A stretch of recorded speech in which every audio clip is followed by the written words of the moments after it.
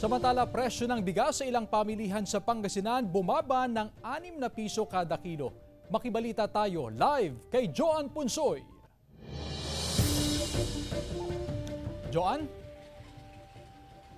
Chris, magandang balita ito sa mga magulang, especially ang mga mamis na nagbabudget nga ng pera para makabili ng bigas. Alam naman kasi natin na staple food ng mga Pinoy ang kanin. Ibig sabihin, importante sa araw-araw na merong malutong kanin na pagsasaluhan nga ng pamilyang Pilipino.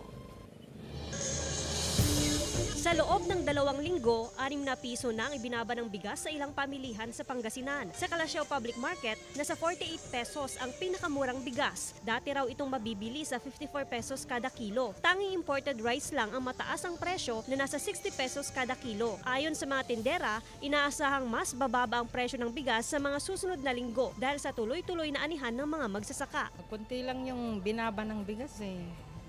Kaya ngayon, hirap kaming makabenta. Kasi Masyadong matumal. kailan nyo po inaasahan na bababa pa yung bigas? Baka next week siguro. Ayon sa Sinag, malaki ang inaasahang pagbaba sa buying price ng palay. Tinitingnan natin by March, sabay-sabay yan. March 15 down, more or less. Ang tingin natin, bababa ng baka 22 to 23 pesos. Nananatiling mataas naman ang presyo ng karne. Nasa 340 pesos ang kada kilo ng karne ng baboy. Nagagaling sa ibang probinsya ang supply. 180 pesos naman ang kada kilo ng karne ng manok. Bumaba na raw yan kung tutuusin dahil 190 pesos yan noong nakaraang linggo. Sabi nila, ay tatas na naman kasi mahira yung baboy ngayon. Malalayo na ang pinagkukuha namin, sabi nila. Nasa 200 hanggang 230 pesos ang presyo ng bangus sa mga pamilihan. Pero kung sa bagsakan market ka bibili, nasa 160 hanggang 180 pesos ang presyo nito.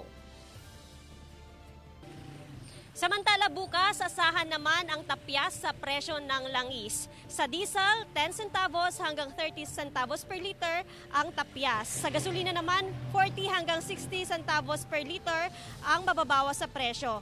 Samantalang 10 centavos hanggang 30 centavos per liter naman ang tapyas sa presyo ng kerosene. Chris? Maraming salamat, Joan Punsoy.